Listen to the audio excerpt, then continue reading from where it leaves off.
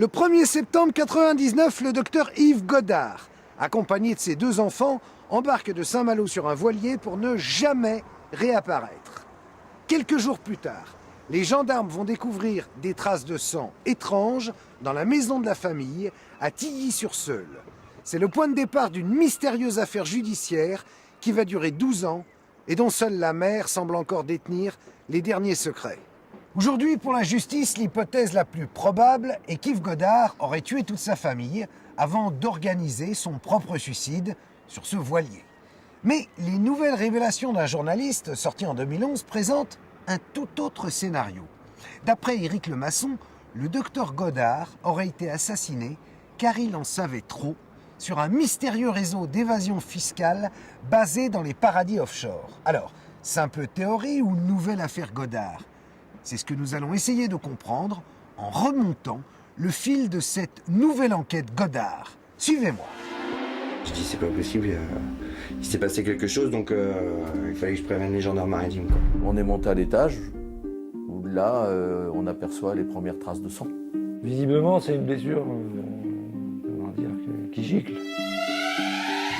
Il a dissimulé sciemment le principe même d'un départ en fabriquant même un faux agenda. C'est quelqu'un qui est à bout de souffle. Du nouveau dans l'affaire de ce médecin du Calvados disparu en mer avec sa famille depuis 10 jours. On a fouillé en gros 40 cm et je trouve des ossements. Un corps, il a pu le cacher n'importe où. Ils revivent en fait leur drame et c'est raviver la douleur d'un drame qu'ils ne pourront jamais oublier, mais qu'ils essayent non pas d'effacer, mais d'apaiser. La vérité de cette affaire, c'est que le docteur Godard et ses enfants ont été assassinés.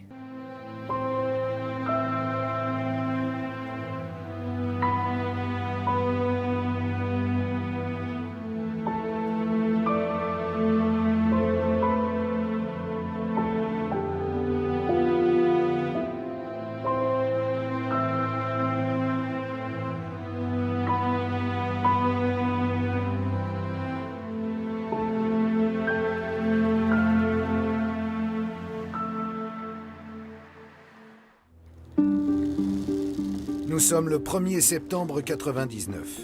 Yves Godard et ses 2 enfants de 4 et 6 ans, Marius et Camille, se présentent au ponton E du port des Sablons de Saint-Malo. Le médecin y a réservé un voilier de 9 mètres, le Nick, pour une croisière de 5 jours. Dans l'après-midi, il embarque avec ses 2 enfants. La météo annonce grand beau et le voilier prend la direction de l'ouest de la Bretagne. Il croise alors le cap Fréhel et se dirige vers la baie de Saint-Brieuc. Au lendemain de son départ, le 2 septembre, le voilier est stoppé dans la baie par les douaniers. Ces derniers trouvent suspect que le bateau navigue au moteur dans une zone où la pêche sans permis est monnaie courante. Un douanier va alors monter à bord du Nick pour contrôler ses passagers. Il y a la présentation d'une carte d'identité par le docteur Godard, et avec également le côté un peu curieux, il aperçoit un enfant qui dort en bas, mais qui dort les jambes serrées, un peu comme... mais un enfant qui dort très profondément peut avoir une attitude comme celle-ci. L'enfant aperçu par le douanier pourrait être la fille du médecin, la jeune Camille. Le docteur Godard semble un peu nerveux, mais il accepte de répondre aux questions du douanier, qui le laisse repartir. Le lendemain, le voilier est aperçu dans l'anse de Bréhec. Cette fois-ci, il reste mystérieusement stationné pendant 2 jours. Un habitant de loin, depuis la terre, aurait vu 2 enfants qui jouaient sur le bateau alors qu'il était au mouillage. Et puis ensuite, c'est l'évaporation totale, on n'a plus rien. 5 septembre 1999. Un bateau de pêche signale, la petite annexe du voilier dérive en Seulles, au nord de l'île de Batz, un peu plus loin sur la côte. À l'intérieur du canot, les gendarmes découvrent un ciré jaune et un chéquier au nom du docteur Godard. Au port des Sablons, le loueur du voilier a lui aussi donné l'alerte. Au bout de 5 jours, c'est quand même le terme du contrat de location du docteur Godard avec son bateau. Le loueur se rend compte que le bateau n'est pas rentré à quai à l'heure dite. C'est en se rendant sur le parking du port de Saint-Malo que les gendarmes vont faire une découverte macabre. Quand les gendarmes arrivent, vérifient sur le parking du port en fait et retrouvent le véhicule de la famille Godard. Et c'est de là qu'ils trouvent quand même des traces de sang. Et c'est à partir de là que commence l'affaire Godard. Le dossier est confié aux enquêteurs de Rennes, en charge des affaires de meurtre. Le 9 septembre 1999, des gendarmes prennent la direction de Tilly-sur-Seul en Normandie et perquisitionnent la maison d'Yves Godard accompagné du maire. On est monté à l'étage où là, on aperçoit les premières traces de sang. De mémoire, il y avait 4 traces sur le mur qui s'en allaient en déclinant. 4 jets de sang sur le mur, espacés. Et une énorme tache sur le lit. Lequel avait été retourné manifestement rapidement pour une dissimulation, mais une dissimulation pas très appliquée. On voyait bien qu'il y avait eu un semblant de ménage de fait, mais il restait des traces un peu partout dans la salle de bain, dont le gant qui avait servi à nettoyer ce sang qui était là. Ce gant de toilette, c'est celui d'Yves Godard. Les gendarmes prélèvent des échantillons de sang dans la maison et dans la voiture du médecin pour identifier les éventuelles victimes. Quelques jours plus tard, c'est la stupéfaction. Le sang prélevé au domicile de Tilly-sur-Seul, ainsi que dans le véhicule découvert sur le parking du port, provient de Madame Godard. À Tilly-sur-Seul, on n'en revient pas. Un voisin confie aux journalistes « Personne n'est à l'abri d'un crime passionnel, d'une pulsion meurtrière ». Pourtant, dans le village, on a du mal à croire que le gentil médecin du coin soit un assassin. L'inquiétude grandit surtout pour les enfants du couple, dont on est toujours sans nouvelles. Les petits, on les voyait aller et venir, toujours gentils, comme des petits enfants de leur âge. Moi, étant grand-mère, vous savez, c'est une chose qui me marque. On n'a trouvé qu'un seul sang, donc on espère que les enfants sont toujours vivants et qu'ils se portent bien. En septembre 1999, des avis de recherche sont lancés pour retrouver Yves, Marie-France, Camille et Marius Godard. Le docteur, lui, est recherché pour meurtre par la justice française dans 177 pays. Dans la semaine qui suit sa disparition, le docteur Godard est considéré comme les grands terroristes, comme les gens d'Al-Qaïda, comme un criminel en cavale.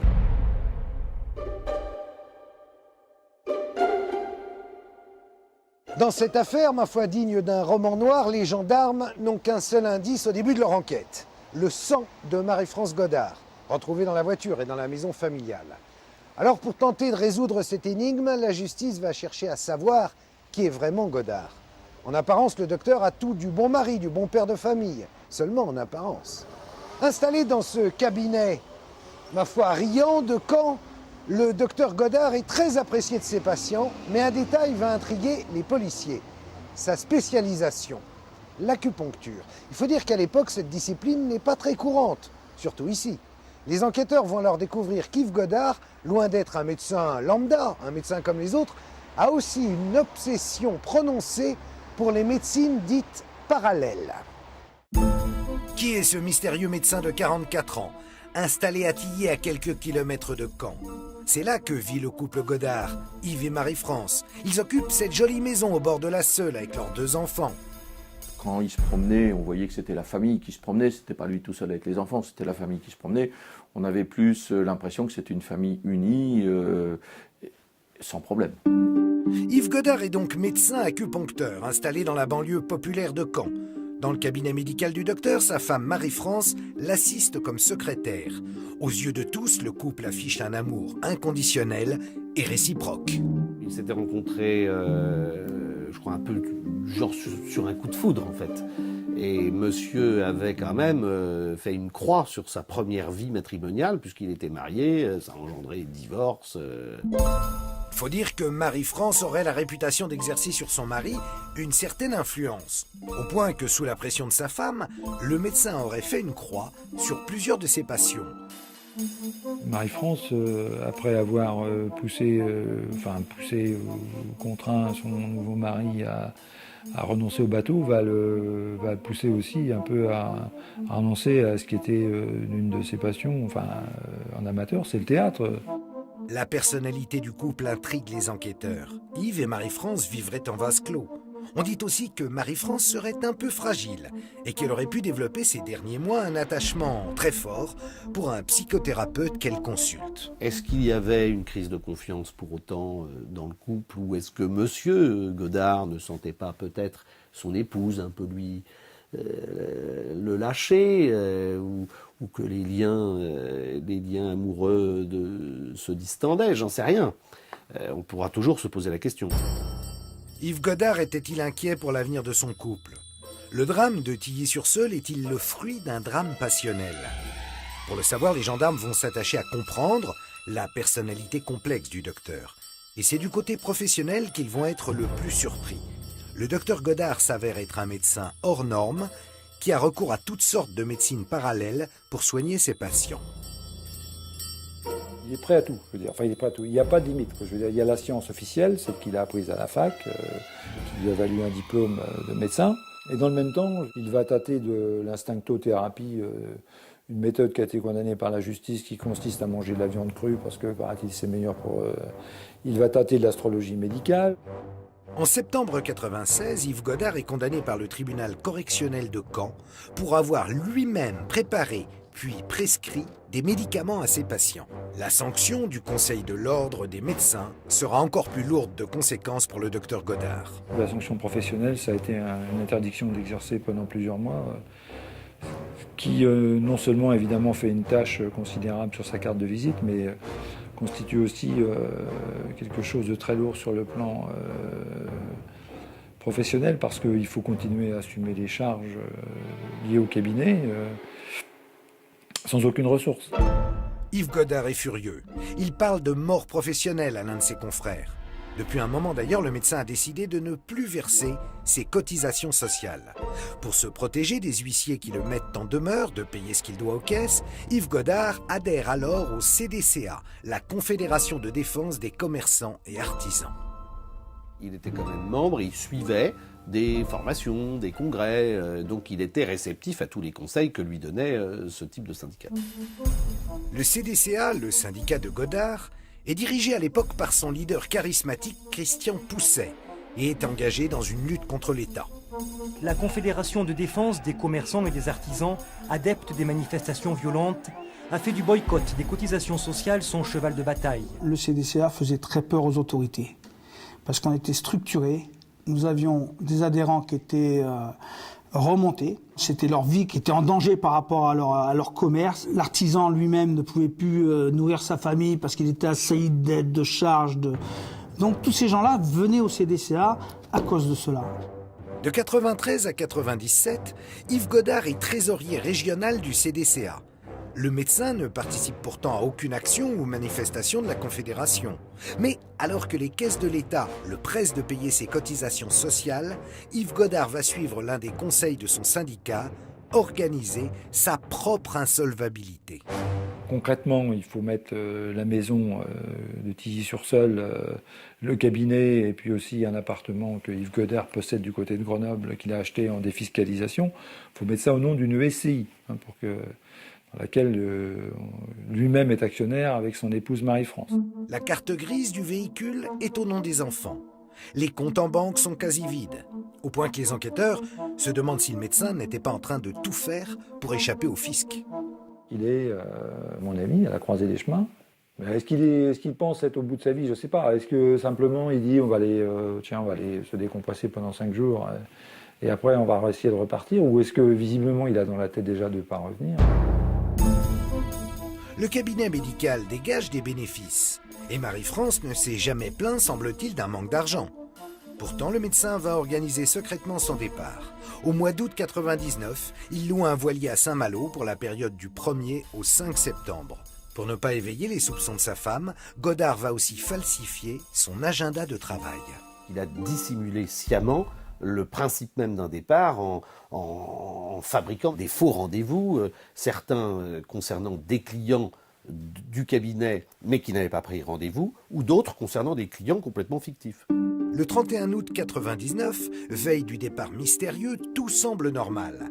Yves Godard achète des fournitures scolaires pour la rentrée des enfants. Puis, comme tout bon père de famille, il emmène Camille et Marius pêcher dans les étangs voisins. Rien ne laisse présager d'un quelconque changement dans la vie du médecin. On est dans un emploi du temps tristement anodin et classique par rapport à l'ampleur du projet qui était dans la tête du père. Pendant de nombreuses années, les enquêteurs s'interrogent sur le projet secret du docteur Godard. Au-delà des problèmes qu'aurait pu rencontrer son couple, une des hypothèses envisagées est que le médecin Godard ait voulu fuir la pression des huissiers et qu'il ait alors décidé de changer de vie en partant pour l'étranger.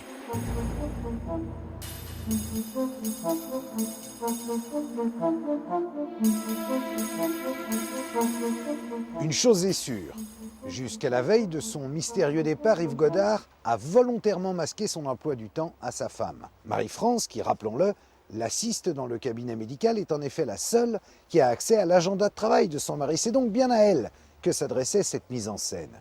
Ou alors, en prévision d'une disparition calculée, cette stratégie visait les enquêteurs qui les rechercheraient ensuite. Mais dans ce cas, comment expliquer les traces de sang dans la maison des Godard qui est derrière moi? Non, apparemment, c'est bien à Marie-France que Godard voulait cacher les choses. Ce qui reste un mystère, en revanche, c'est ce qui s'est passé dans cette maison le 31 août 1999. Car rappelons-le, au début de l'enquête, pas de cadavre. Les gendarmes n'arrivent pas à mettre la main sur le corps de Marie-France Godard. Est-elle seulement morte? Quel drame a pu se jouer dans la maison des Godard ce fameux jour? Dans l'après-midi, une dispute entre Marie-France et son mari aurait été rapportée par des voisins. Dans la soirée, la femme du médecin est pourtant tout à fait calme. Au téléphone avec Fanny, sa fille aînée issue de son premier mariage, Marie-France Godard n'évoque aucun départ en bateau prévu pour le lendemain. L'épouse, manifestement, il l'a mis à un moment X ou Y devant le fait accompli, et là il s'est passé un incident sérieux. Peut-être une rébellion de madame, en disant il est hors de question, enfin, tu m'en as jamais parlé, etc. On peut tout imaginer, et on pense, enfin la raison conduit à penser que les traces de sang sont la résultante d'un incident très sérieux au moment où monsieur va annoncer à madame que dans quelques heures peut-être, ils partent, soit pour quelques jours, soit pour un autre projet de vie. C'est quelqu'un qui est à bout de souffle. Peut-être que 2 jours plus tard, il ne l'aurait pas fait. Ce jour-là, il passe à l'acte, quoi. Lors de la perquisition du 9 septembre, les enquêteurs relèvent quelques traces de sang sur les murs et les escaliers de la maison. Mais c'est à la vue du matelas de la chambre à coucher qu'ils vont imaginer le pire. De mémoire, il y avait une énorme tache sur le lit que les gendarmes ont découpé avec un cutter pour en voir la profondeur, donc pour voir quelle était la quantité de sang qui s'était écoulée. Et là, c'était vraiment impressionnant. La tache faisait 30 à 40 cm de diamètre. C'était rond, bien rond. Et quand ils ont découpé cette tache de sang dans le lit, ça faisait, je sais plus, mais 10-15 cm d'épais. Et l'un des policiers, l'un des gendarmes nous dit elle a vraiment perdu beaucoup de sang. Visiblement, c'est une blessure, comment dire, qui gicle. Donc, avec quoi, comment, est-ce que, sous le coup, on saisit d'un objet contendant, comme on dit, on frappe. Ce sang, les gendarmes de la police scientifique de Rosny l'analysent, et ils sont formels. C'est celui de Marie-France Godard. Ils vont ensuite tenter de reconstituer le scénario meurtrier. Ils auront alors recours à certaines techniques leur permettant de s'approcher de la vérité. Ça va être une trace qui va être ou individuelle et circulaire, ou bien un ensemble de traces avec des caractéristiques particulières, ou bien des traces ovoïdes qu'on assimile en général à une projection qui vont former un dessin particulier sur un ou plusieurs supports. C'est toutes ces caractéristiques qu'on appelle des caractéristiques morphologiques, parce que c'est lié à une forme, qui vont permettre de déterminer l'acte, l'action, le mécanisme qui a créé la trace de sang. On est dans la thèse de l'incident générant le sang, si on peut appeler ça un incident, commençant dans la chambre à coucher. Et ensuite un transport de la blessée, ou la blessée qui descend elle-même, les escaliers, jusqu'au salon. Mais dans la maison des Godard, Marie-France est-elle encore en vie à ce moment-là? L'expert conclura qu'il y a des quantités relativement importantes, mais que rien ne permet d'affirmer qu'elles sont telles qu'une mort inéluctable s'en est forcément suivie. Au matin du 1er septembre 1999, il est 8h45, quand le véhicule des Godard quitte la maison. Au volant, le médecin tombe nez à nez avec une voisine très surprise de ce départ précipité. Elle va voir le chauffeur, qui était M. Godard, à la portière de sa voiture. Elle a cru apercevoir et les enfants et Marie-France Godard. Elle dira, j'ai cru qu'à l'arrière du véhicule, j'ai cru voir la silhouette et le visage de madame me faisant un petit signe d'au revoir. Et puis cette témoin précisera qu'elle n'est plus très sûre de cette impression initiale qu'elle avait signalée. La voisine reviendra sur son témoignage quelques heures plus tard. Elle n'est plus très sûre d'avoir vu Marie-France. Pour en avoir le cœur net, les enquêteurs vont refaire les 170 km qui séparent la maison du port de Saint-Malo. Il était possible de se débarrasser d'un corps sur le trajet, mais ça n'est pas la thèse la plus retenue, même si c'est possible, parce que le timing est quand même serré. Arrivé aux alentours de 10h30 à Saint-Malo, Yves Godard se rend dans un supermarché de la ville. Il y achète des jouets pour les enfants, mais dans ses courses, aucune provision pour une croisière censée durer 5 jours. Il se procure aussi des produits d'entretien qui serviront à nettoyer les mystérieuses traces de sang qui ont taché l'arrière de sa voiture. Qu'elle soit dans le véhicule à ce moment-là, blessée ou morte, ça paraît fort probable. Blessée, je ne le pense pas véritablement. Pourquoi ? Parce que le loueur du bateau voit arriver le père et 2 enfants parfaitement décontractés, des enfants troublés par rien et qui jouent même sur le pont du bateau. Ce qui n'est pas véritablement le comportement d'enfants qui seraient nécessairement traumatisés par la présence de leur mère vivante blessée pendant 1h30 de trajet. Il y a pourtant, le jour de la sortie en mer, une housse de planche à voile sur le pont du Voilier. Les enquêteurs se demandent alors si Yves Godard ne s'en est pas servi pour transporter le corps de Marie-France jusqu'au bateau. On a un corps dans une housse, quelle que soit la grandeur et le poids, ça fait au moins 50-60 kilos, quelque chose de difficile à cacher et à porter. Cette thèse du corps emmené sur le bateau et qui serait dans la housse de planche à voile, qui est une thèse possible, mais est-elle véritablement à accréditer ? Beaucoup de réserves, beaucoup de réserves. Sans certitude, des fouilles sont alors entreprises dans la région de Caen pour retrouver le corps de Marie-France. Des plongeurs sondent les eaux de la Seule, qui coule à côté de la maison familiale. En septembre 99, si on pense que Marie-France est sûrement morte, on ne sait toujours pas ce que son corps est devenu. Un corps, il a pu le cacher n'importe où. On a d'anciennes mines à chaux, on a les forêts, on a des lacs, on a pas très loin d'ici, on a des anciennes carrières qui sont remplies d'eau. Donc un corps c'est facile à cacher.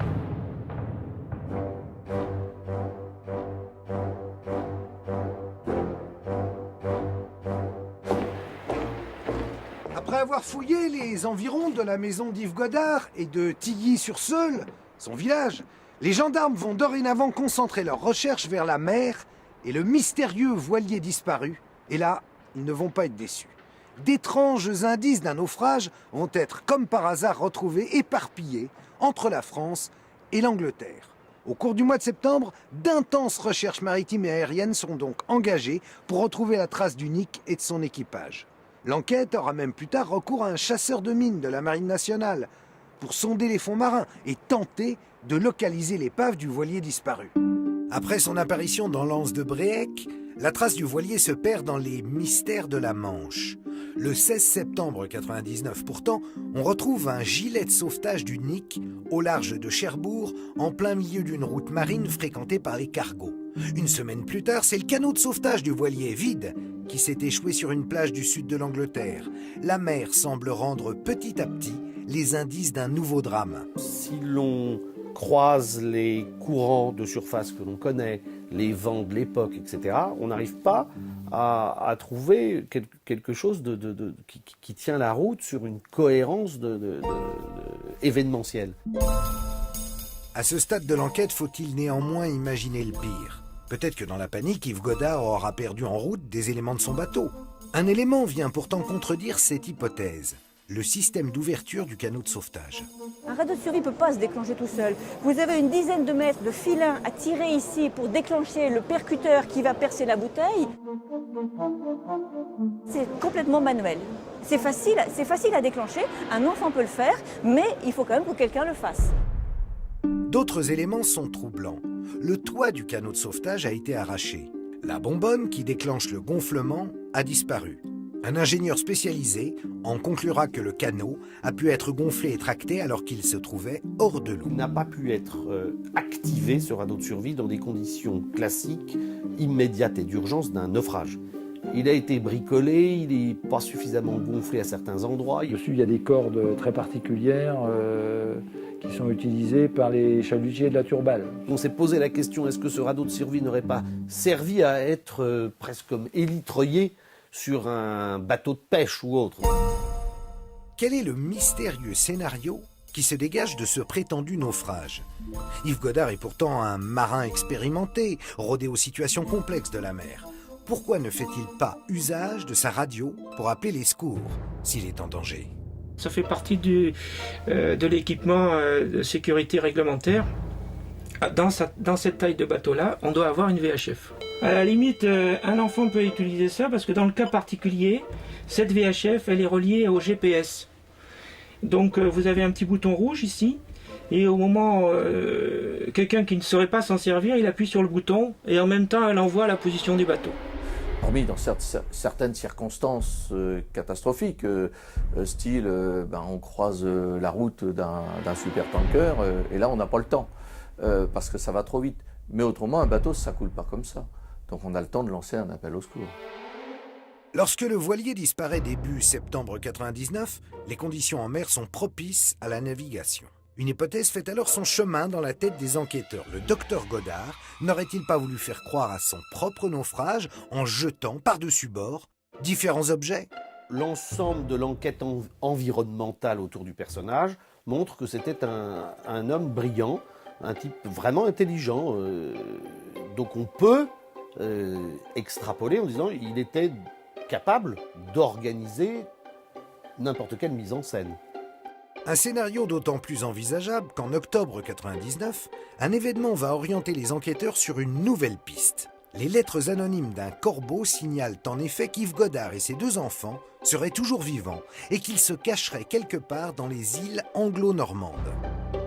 Le premier mot du corbeau visant l'île de Man est assez curieux puisque c'est écrit style post-it en signalant un peu comme un cri de détresse, sauver Marius et Camille. C'est un corbeau charitable. D'habitude, c'est plutôt des corbeaux, c'est des gens qui sont animés d'intentions néfastes. Et là, c'est quelqu'un qui lance un SOS.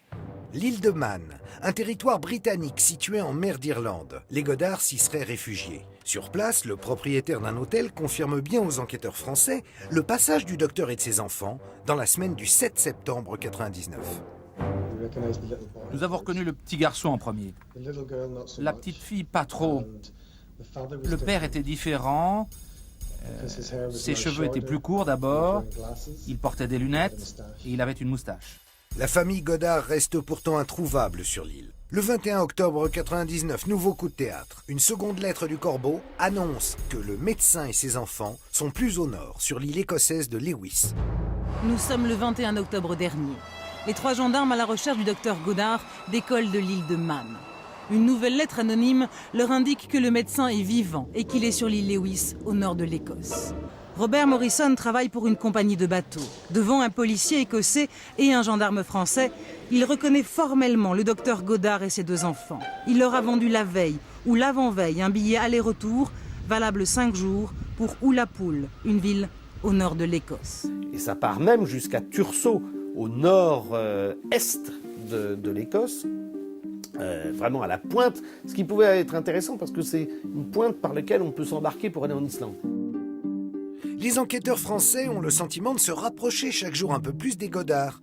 Ils remuent ciel et terre pour retrouver leurs traces sur l'île de Lewis.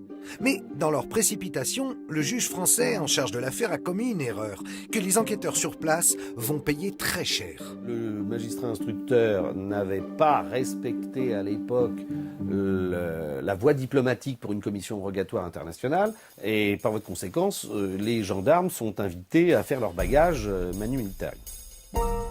Les gendarmes sont furieux. Ils avaient pourtant le sentiment de toucher au but. Mais compte tenu de la fragilité des témoignages, ils n'auront jamais la preuve qu'Yves Godard et ses 2 enfants ont vraiment mis les pieds sur ces îles. Je fais ce métier de fait diversier depuis 1974, donc tous les appels à témoins, tout le monde sait qu'il y en a des piles, des dizaines qui sont complètement de bonne foi, sans doute de bonne foi, hein, mais qui n'ont rien à voir avec la réalité. Hein. Donc, il n'y a aucune trace effective, matérielle d'un passage. Il n'y a pas l'ombre d'une inscription sur un billet, alors que tout a été vérifié, d'une inscription dans un hôtel. Il n'y a rien d'autre. Il n'y a rien d'autre que des impressions visuelles.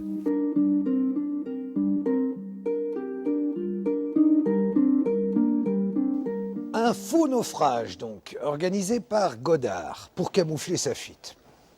L'hypothèse ne repose que sur des témoignages fragiles. Des gens qui auraient peut-être vu Godard sur l'île de Man et en Écosse. Mais qu'en est-il vraiment? L'affaire Godard est un casse-tête qui ennuie les enquêteurs, d'autant plus qu'il y a ce Corbeau, auteur des lettres anonymes, et qui lance ce SOS, sauver Camille et Marius. Est-ce que c'est un farfelu ou quelqu'un qui en sait réellement long sur l'affaire? Après tout, il indique l'île en question. À ce stade, aucune piste sérieuse et le dossier Godard aurait pu s'arrêter là. Mais voilà, la mer n'a pas fini de rendre tous ses indices. 5 mois après le début de l'affaire, les gendarmes ne disposent plus d'aucun élément sérieux. Les lettres du Corbeau se sont arrêtées. On a bien cherché à identifier l'informateur mystérieux et l'ADN relevé sur l'une des lettres a permis de dresser le portrait d'une femme d'environ 60 ans. Mais on ne l'identifiera jamais. Alors que l'enquête est au point mort, un marin-pêcheur de Saint-Brieuc relance une nouvelle fois l'affaire Godard. Donc nous voilà en baie de Saint-Brieuc. Dans le secteur entre le phare de Rouen, le Petit Léjon, dans ce secteur-là, on traîne le chalut pendant 2 heures. Au large des côtes bretonnes, le pêcheur retrouve dans ses filets en juin 2000 un crâne humain, une découverte qui le glace. Je voyais bien par rapport à la taille que c'était un crâne d'enfant, quoi. Donc, je dis c'est pas possible, il s'est passé quelque chose, donc il fallait que je prévienne les gendarmes maritimes, quoi. Ce petit crâne, bien sûr. On pense qu'il pourrait s'agir d'un des 2 enfants de l'affaire Godard. Cette pêche dramatique laisse à nouveau présager du pire. Selon toute vraisemblance, il s'agirait de celui de la petite Camille Godard et des expertises complémentaires sont actuellement en cours afin de confirmer ces premiers résultats. Avec la mort de Camille Godard, l'hypothèse du naufrage est à nouveau privilégiée. Les projecteurs se tournent vers la baie de Saint-Brieuc, non loin de l'endroit où le voilier avait été vu pour la dernière fois. La Marine nationale est à nouveau mobilisée pour localiser la carcasse du voilier. Il y avait l'armée qui était en mer à chercher l'épave. Ils ont sondé un peu partout, toutes les bandes de roches où il était susceptible d'avoir fait naufrage. Et où l'épave du bateau était susceptible d'être coincée, mais ils n'ont rien trouvé. Non. Encore une fausse piste, dans une affaire transformée en véritable casse-tête. Et ça n'est pas tout. En février et mai 2001, on découvre sur une petite plage près de Saint-Malo des documents du docteur Godard à intervalles réguliers. Sa carte professionnelle, puis des cartes de crédit atterrissent mystérieusement sur le sable de la plage des Ébiens. Carte dont il est établi, par suite d'expertise, qu'il est vraisemblablement absolument impossible qu'elle puisse avoir séjourné aussi longtemps dans l'eau et qu'elle puisse être arrivée là, sur cette plage, d'ailleurs toujours pratiquement sur la même plage, par des conditions naturelles. Les enquêteurs soupçonnent que quelqu'un viendrait la nuit déposer des documents du médecin sur la plage. Mais malgré des semaines de planques, les gendarmes ne réussiront pas à identifier le mystérieux Petit Pousset de l'affaire Godard. Cette fois, c'en est trop. La justice est excédée par 2 ans d'une enquête au coût exorbitant. Les gendarmes ne sont pourtant pas au bout de leurs frais. Car 3 ans plus tard, en 2004, des témoins croient avoir reconnu Yves Godard en Afrique du Sud. D'autres le verront en Crète, à Miami ou encore en Asie. parfois croisés dans un port, parfois aperçus comme bénévoles dans une association humanitaire. L'hypothèse de la fuite qui reste, à ce moment-là, c'est que Yves Godard a tué femme et enfant et est en fuite tout seul. On ne voit pas Yves Godard tuer un enfant et puis partir avec l'autre, donc il tue les trois. Sa femme, il tue ses enfants. Godard a-t-il pris la fuite après avoir tué ses enfants? Ses proches n'y croient pas. Comment un père pourrait assassiner ses enfants d'une telle façon? J'arrive pas à me l'imaginer, donc je ne le vois pas en père assassin. En ce qui nous concerne, nous, la famille, à partir du moment où nous connaissions l'attachement absolument sincère, indéfectible, profond de Godard vis-à-vis de ses deux enfants, il paraissait absolument impossible d'envisager qu'il ait poursuivi une fuite à l'étranger sans ses enfants ou avec l'un d'eux seul. À partir du moment où on a découvert le crâne de la petite Camille, on a malheureusement eu la conviction que tout le monde était mort. 2 ans plus tard, en 2006, un nouvel indice va confirmer le pressentiment de la famille. Du nouveau dans l'affaire de ce médecin du Calvados disparu en mer. Nous sommes le 16 septembre 1999, au large de Roscoff. La pêche miraculeuse d'un marin breton offre à la justice une nouvelle piste dans l'affaire Godard. On a trouvé le fémur et le tibia qui étaient pris dans les filets. On les a mis de côté. On a pensé tout de suite, on a rigolé en pensant à Godard. Envoyés dans un laboratoire de la police scientifique, les ossements retrouvés en pleine mer s'avèrent bien être ceux d'Yves Godard. Ça a rapidement fait conclure la famille, comme d'ailleurs une partie des enquêteurs, à la thèse d'un naufrage organisé par Godard, mais un suicide collectif déguisé en naufrage, par égard pour les membres survivants des deux familles respectives, côté Godard et côté Madame. Avec la mort du docteur Godard, il n'y aura jamais de procès, car l'action publique est éteinte. Mais au fil des ans, le dossier n'est pas refermé car trop de zones d'ombre perdurent dans cette affaire. À commencer par l'épave du voilier, qui malgré des années de recherche, n'aura jamais été retrouvée. Vous avez une zone avec des fosses extrêmement profondes, qu'on appelle la zone des fosses des Casquets notamment. Et la question demeure aujourd'hui entière. Est-ce qu'il est possible qu'il ait calculé un sabordage du bateau au-dessus d'une de ces fosses? A-t-il fait ce pari-là? Ça a réussi. Tous les pêcheurs remontent des morceaux de métal, puis qu'ils les rejettent à l'eau. Hein. Ne dit-on pas que le crâne de Camille Godard a été pêché une première fois, rejeté à l'eau et repêché une deuxième fois, hein. Et puis, le corps de Marie-France, Yves Godard l'a-t-il vraiment embarqué à bord du voilier? En 2007, l'affaire rebondit une nouvelle fois. Une lettre anonyme est envoyée au maire de Lingèvre en Normandie. Un mystérieux radiesthésiste y annonce que le corps de Marie-France serait enterré dans un coin du cimetière communal. Accompagnant le courrier, un plan très détaillé de l'endroit où il faut creuser. C'est exactement ici. On a fouillé en gros 40 cm et je trouve des ossements. Donc là, je pense que c'est quelqu'un qui est sérieux, quelqu'un qui connaît bien l'affaire Godard. Sauf que les ossements retrouvés sont très anciens et ne sont pas ceux de Marie-France Godard. 9 ans après le début de l'affaire, cette découverte prouve que l'enquête piétine. J'étais déçu, si vous voulez, surtout pour la famille Godard, parce que enfin qu'elle puisse faire le deuil de ce drame qui n'a jamais été encore à ce jour élucidé.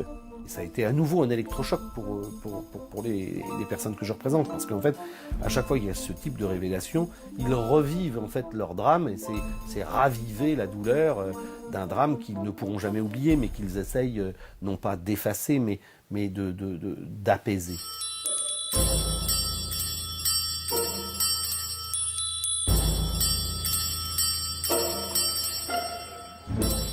Cinq juges d'instruction, des tonnes de procédures, l'affaire Godard est l'énigme la plus mystérieuse de ces 20 dernières années. Il faut dire que, dès le début de cette enquête, le dossier a vécu d'hypothèses, de rumeurs et d'informations livrées par de mystérieux corbeaux, qui n'ont jamais été identifiés à ce jour. Pour les enquêteurs, le scénario le plus probable reste qu'Yves Godard s'est suicidé après avoir tué ses deux enfants à bord de son voilier de location, le Nick. Un scénario qu'acceptait même la famille de son épouse, Marie-France. Mais attention, ça c'était sans compter l'ultime rebondissement. Après 12 ans d'enquête donc, sort ce livre d'Éric Lemasson, L'assassinat du docteur Godard, paru en septembre 2011. Un livre qui, son titre le dit, vient bousculer la théorie du simple drame familial. D'après le journaliste, il y aurait eu en réalité dans ce dossier 2 affaires judiciaires distinctes. D'abord, le huis clos entre un homme et sa femme et un drame qui éclate. Et puis, une deuxième affaire qui concernerait cette fois des comptes mystérieux que le docteur Godard aurait ouverts dans des paradis fiscaux. Comptes pour lesquels Yves Godard et ses enfants auraient été assassinés. Éric Lemasson, bonjour. Bonjour. Donc tu as publié l'assassinat du docteur Godard. Alors pour quelle raison, selon toi, ce docteur Godard voulait-il disparaître de la circulation? C'est quelqu'un qui est, à ce moment-là, en septembre 99, vraiment aux abois, acculé. Il est poursuivi par le fisc, par l'URSSAF. Ça fait des années qu'il ne paye plus du tout ses charges sociales. Les huissiers lui tombent dessus. C'est quelqu'un qui s'est enferré dans cette logique de rompre avec le système officiel de l'État français, des cotisations sociales, etc. Et à un moment, il n'en peut plus. Donc, il est obligé de partir. Et en même temps, ça correspond à un vieux désir qu'il a de s'installer, de tourner la page, qui n'a pas rêvé un jour de tout larguer pour aller s'installer ailleurs et commencer une nouvelle vie. Et c'est ce qu'il décide de faire dans le plus grand secret. Il est membre de la CDCA et grâce à la CDCA, il va ouvrir des comptes à l'étranger, c'est ce que tu dis. À l'époque, les enquêteurs découvrent que ce médecin-là est militant dans ce syndicat de petits commerçants. Ils pensent, les enquêteurs, que c'est un militantisme qui est absolument marginal et qui est même terminé. Ce que j'ai pu, moi, démontrer, le temps a passé, les langues se délient, c'est qu'il avait une place importante régionalement dans ce syndicat-là, dans ce syndicat de petits commerçants. C'était vraiment un des piliers du syndicat dans la région Basse-Normandie. Par ailleurs, les membres du syndicat sont incités, et lui sera le premier à le faire, à mettre de l'argent de côté ailleurs, de délocaliser quand on a une entreprise, d'ouvrir des comptes à l'étranger et de préparer son insolvabilité ici en France. Et c'est ce qu'il va faire, il va suivre les recommandations du syndicat. L'enquête a pu démontrer que le docteur Godard avait, les années précédant sa disparition, amassé 3 millions de francs de l'époque, ce qui était une forte somme, et l'avait placé ailleurs. Simplement, ce n'est pas le syndicat qui fait ça, mais dans l'ombre du syndicat, il y a tout un réseau crapuleux, on peut presque employer le terme de mafieux, qui se charge de prendre l'argent des militants du syndicat pour le placer, le mettre à l'abri. Mais, évidemment, en prenant cet argent, eh bien, on le détourne, on le garde pour soi, on ne le rend jamais aux militants. Godard a donc réussi à mettre 3 millions de francs de côté. À qui est-ce qu'il les confie dans la nébuleuse proche du CDCA?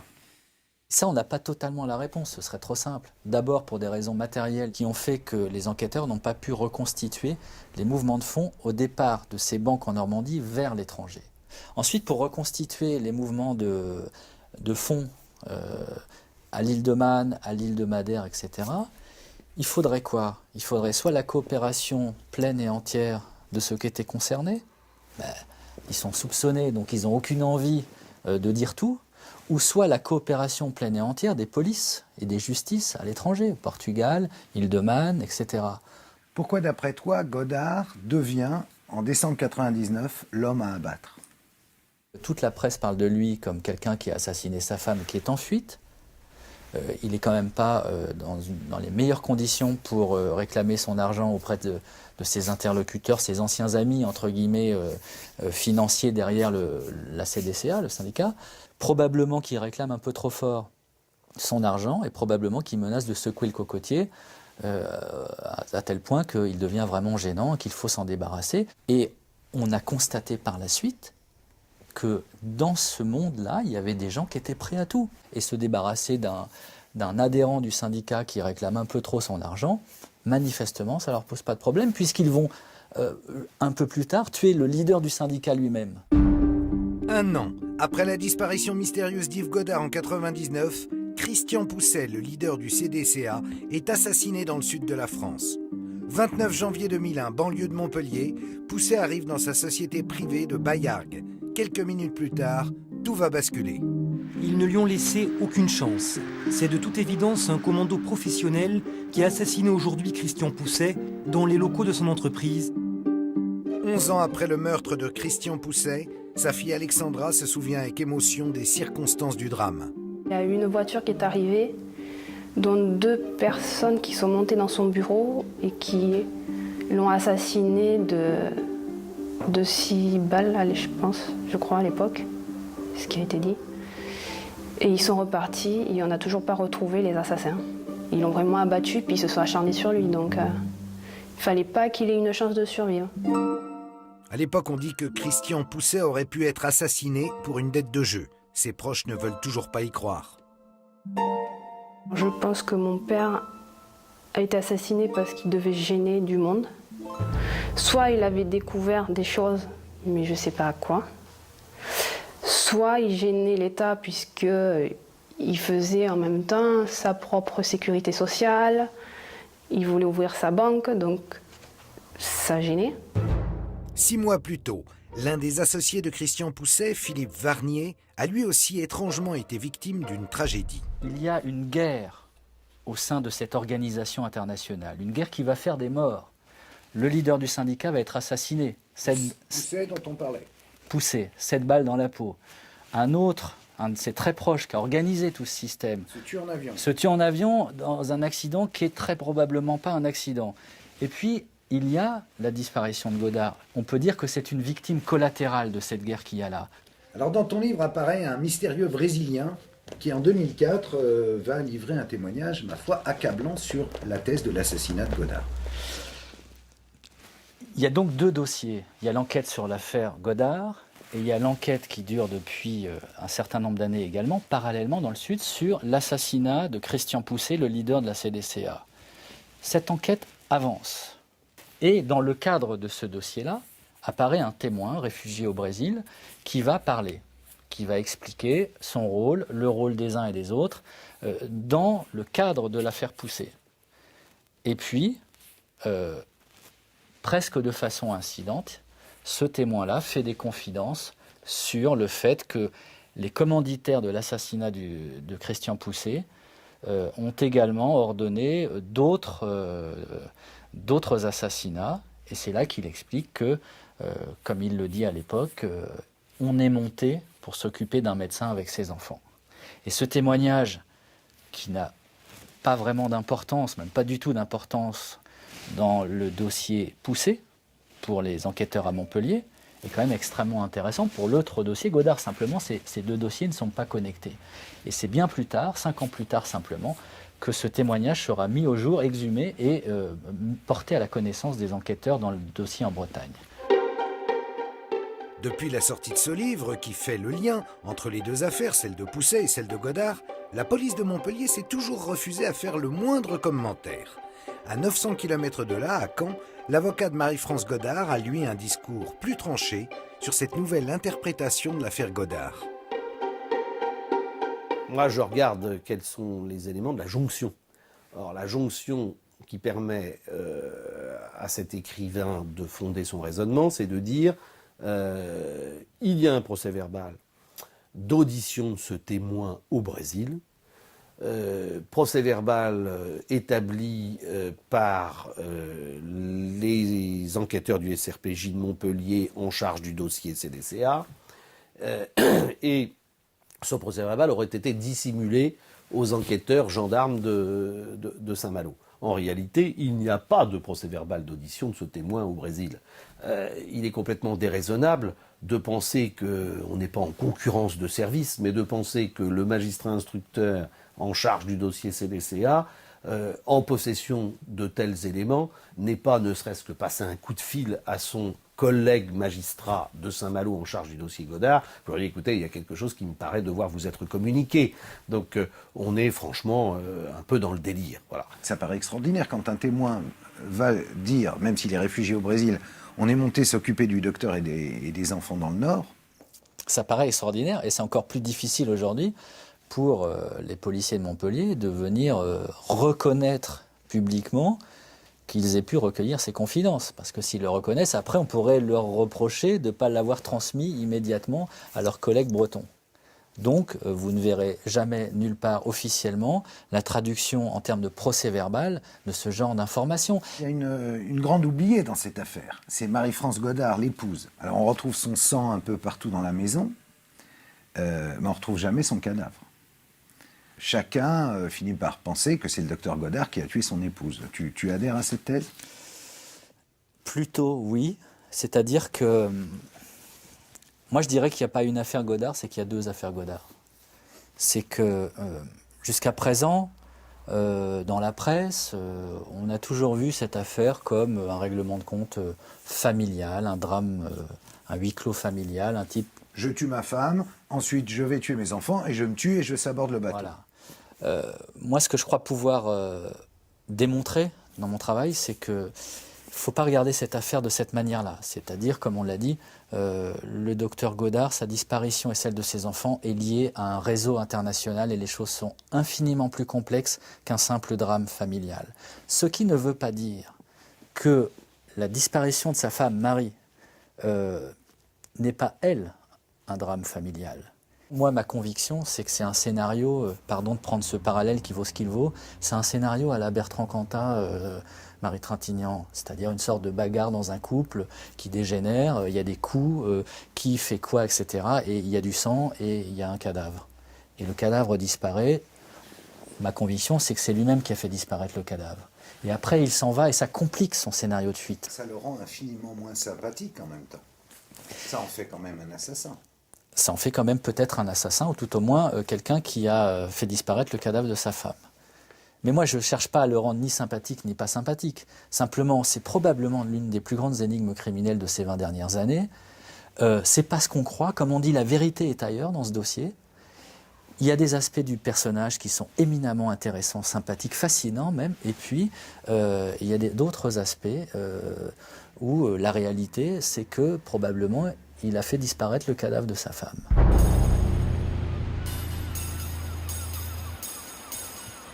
Si la justice a bien eu, comme l'affirme, ou semble l'affirmer Éric Lemasson, connaissance de ces nouveaux éléments, il est temps qu'elle fasse son travail, pour qu'enfin, on mette un terme à 12 ans d'enquête rocambolesque. À moins que les juges ne considèrent tout ceci comme une énième fausse piste, basée une fois encore sur des rumeurs. Il y en a eu tellement, vous me direz, dans cette histoire. La justice pourrait alors décider de classer définitivement le dossier de l'affaire Godard, même si, dans cette affaire, 2 corps n'ont jamais été retrouvés, celui de Marie-France et celui du petit Marius. Bonsoir.